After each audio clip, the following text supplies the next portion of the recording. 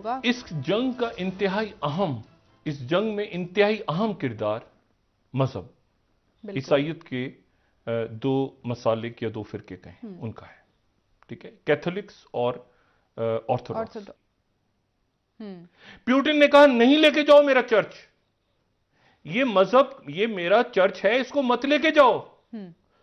Church ने कहा कि हम जा रहे हैं यूक्रेन, और हम प्रो यूरोप हैं और हम प्रो नेटो हैं और हमें जाना है उस तरफ, मगरिब की तरफ, हम आपके साथ नहीं रहेंगे।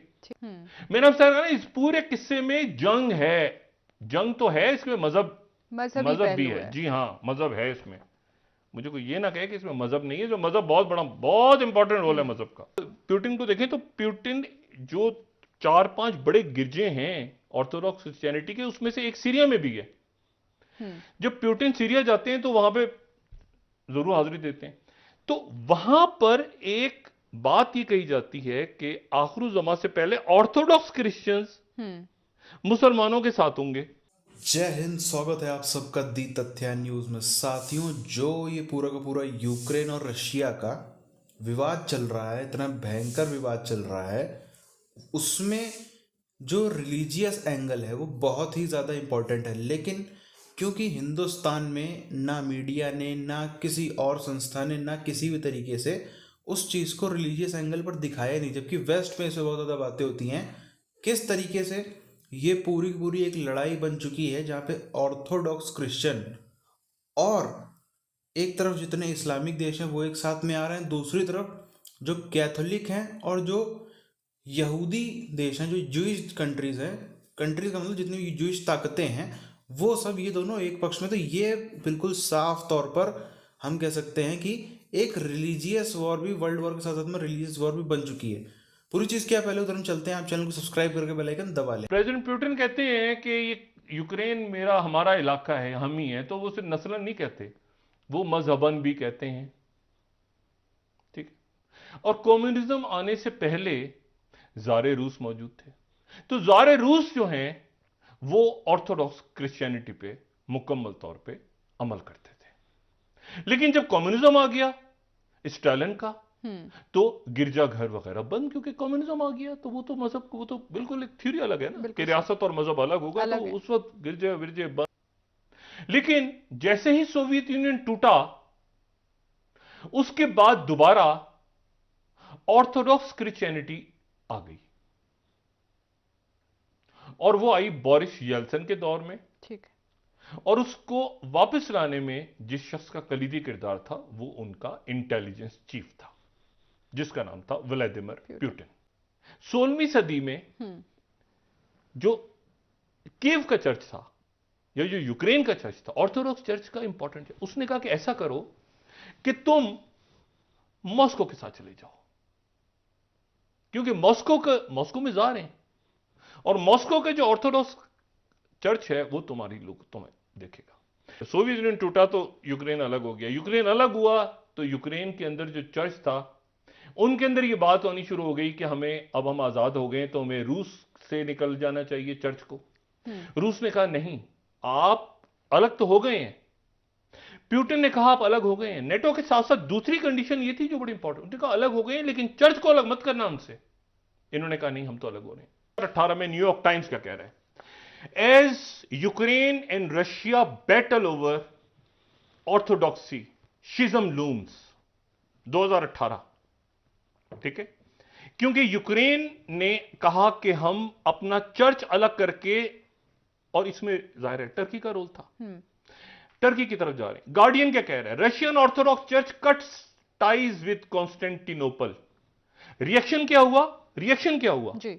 रूस ने कॉन्स्टेंटिनोपल से अपने, यानी इस्तांबुल से अपने ताल्लुकात तोड़ दिए। ये 2018 है। मेरा ना इस पूरे किस्से में जंग है, जंग तो है, इसमें मजहब भी है। जी हां, मजहब है इसमें। मुझे कोई ये ना कहे कि इसमें मजहब नहीं है, जो मजहब बहुत इंपॉर्टेंट रोल है मजहब का। प्यूटिन ने कहा नहीं लेके जाओ मेरा चर्च, ये मजहब, ये मेरा चर्च है, इसको मत लेके जाओ।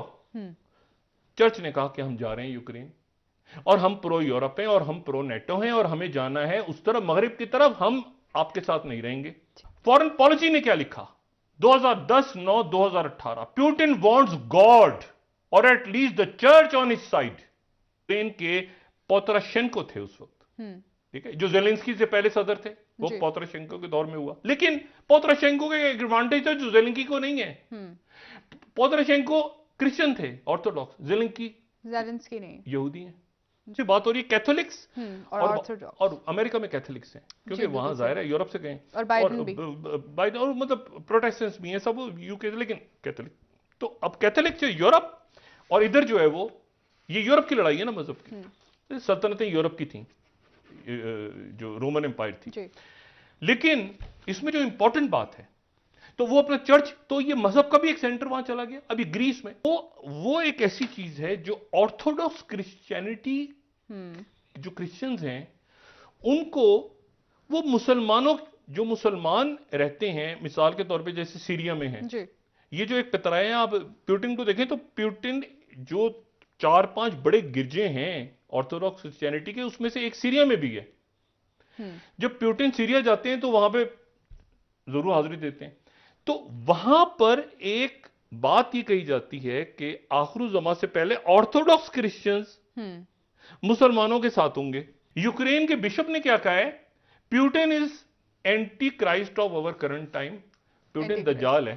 ठीक सर, यही से यूक्रेन के बिशप ने फतवा दिया है कि प्यूटिन दज्जाल है। इन्वेजन जो ग्लोब में हुई है ये सारा हो रहा है, लेकिन इसमें ऑर्थोडॉक्स क्रिश्चियनिटी और आप कैथोलिक्स के सदियों पुराने उस डिवीजन को ज़हन में नहीं रखेंगे तो उस जब तक आपको ये समझ नहीं आएगा कि जब प्यूटिन आगे बढ़ रहा है और न्यूक्लियर की का जिक्र कर रहा है तो उसके ज़हन में मजहब है, और वो साथ ये मजमून ये भी कह रहा है कि जो न्यूक्लियर आर्सेनल है रशिया का वो मजहबी लोगों के हाथ में है, और वो आइडियोलॉजी और रिलीजन को साथ लेके जाते हैं अपनी सिक्योरिटी रीजन में। वो उसको ले रहे हैं किसी और अंदाज में प्यूटिन। और अब वो बात सामने आ रही है कि प्यूटिन से, क्योंकि आपने ना सिर्फ उसका स्फीयर ऑफ इन्फ्लुएंस नेटो लिया था, बल्कि मरकज जो था ऑर्थोडॉक्स क्रिश्चियनिटी का सदियों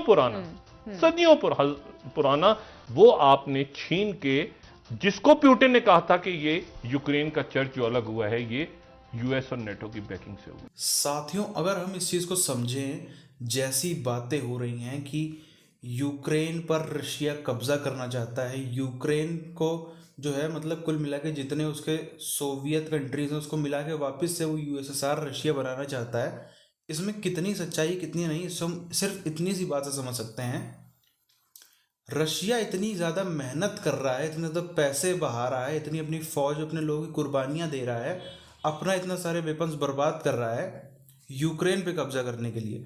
अगर उसको सोवियत यूनियन दोबारा बनाना होता, चंद दिन पहले, चंद हफ्ते पहले कजाकिस्तान में उसको तबाही मचाने की ज़रूरत थी ही नहीं, वहाँ पहले से तबाही मची थी। सिर्फ वहाँ पे तख्ता पलट करना कितना ज़्यादा आसान था, वहाँ तो इतने लोग ने भेजने पड़ते, तबाही करवानी पड़ती, पहले से हुई पड़ी थी। लेकिन वहाँ पे वो नहीं किया रशिया ने, क्योंकि उसका कारण बहुत बड़ा है। कारण समझने से पहले हमको थोड़ा इस चीज़ को डिटेल में समझना भी पड़ेगा कि जिस तरीके से जो ऑर्थोडॉक्स क्रिश्चियनिटी है, सबसे पहले तो इसकी हमको गहराई में भी समझना पड़ेगा। अगर उसको हिंदुस्तान से कंपेयर करें, यहाँ पे हम लोग किसी नॉर्मल, अगर हम लोग अब बात करें तो छोटे मंदिरों में सीधी सी बात हम लोग जाना बहुत ही कम लोग जाते हैं, बहुत मुश्किल से जाएंगे, कभी हो गया तो हो गया, वरना नहीं जाते हैं। बड़े मंदिरों में इतनी भयंकर भीड़ टूटती है, इतनी भयंकर भीड़ में जाते हैं कि वहाँ पे बड़े मंदिर, आप कोई भी आप ले लो, काशी विश्वनाथ, हरिद्वार, शक्तिपीठ, इतनी भयंकर भीड़ होती है, आप जैसे ही अंदर घुसेंगे तुरंत आपको, क्योंकि जाम मिलने लगे, उसके भी अलग अलग कारण होते हैं, खैर उस वजह से आपको बाहर कर दिया जाता है। तो वहाँ से जो व्यक्ति बाहर निकलता है वो सब भगवान के बिल्कुल उनसे आशीर्वाद लेकर सब करेगा, लेकिन बाहर निकलते ही सबसे पहले 2-4 अपशब्द जो है वहाँ के प्रशासन को, वहाँ के पुजारी सबको देगा, सीधी सी बात है, जो हर जगह होता है।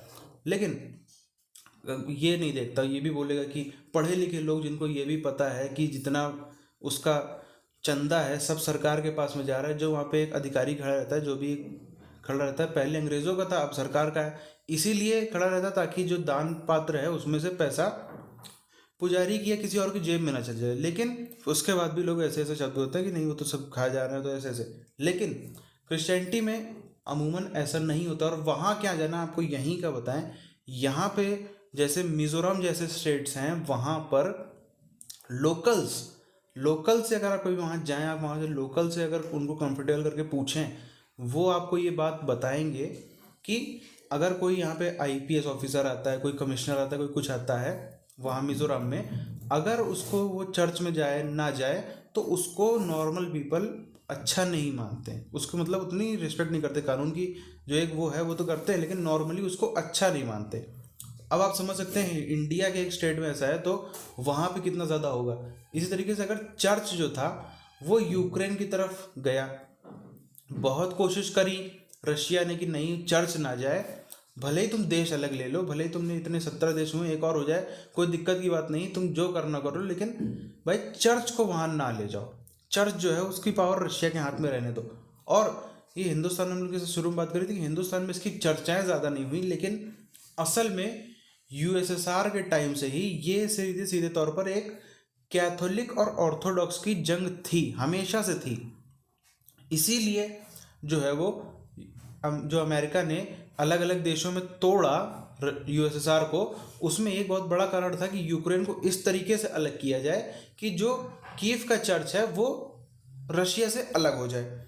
बहुत टाइम रशिया उसमें कोशिश करता रहा, लेकिन आखिरकार में वो चीज़ नहीं हुई। और जिस तरीके से आप समझ ही सकते हैं कि चर्च की जो वैल्यू है उसके हिसाब से कितना ज़्यादा ज़रूरी है, जो आप समझ सकते हैं। पूरा आप अगर बीच में एक लाइन ड्रॉ करें तुर्की के पास से ऊपर से नीचे तक यूरोप में, इधर जितने देश हैं, अब खासतौर पर आप ऐसे समझ सकते हैं जो नेटो कंट्रीज़ हैं वो सारे के सारे कैथोलिक में हैं, और इधर वाले जो हैं वो सारे के सारे जो है वो ऑर्थोडॉक्स क्रिश्चियनिटी को फॉलो करते हैं।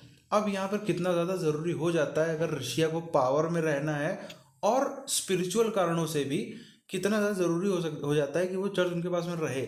लेकिन क्योंकि यूएसए ने ऐसा खेल रचा के वो सब तोड़ा कि अब रशिया को उस हद तक आकर वहाँ पे वो कदम उठाना पड़ रहा है, ताकि इसका मेन पर्पस, ऐसे तो और कई सारे हो सकते हैं, लेकिन एक बहुत ज़्यादा मेन पर्पस ये भी है कि जो चर्च है वापस रशिया में आ जाए, और जो ऑर्थोडॉक्स क्रिश्चियन में ऐसा बंटवारा हो रहा है, कैथोलिक एक साथ है, वो चीज़ ना रहे। बहरहाल आप तक ये बात क्लियर अच्छे से पहुंची होगी, और ऐसी वीडियोस हम अब तक लाते रहेंगे। मिलते हैं आपसे आने वाली वीडियोस में, तब तक के लिए जय हिंद।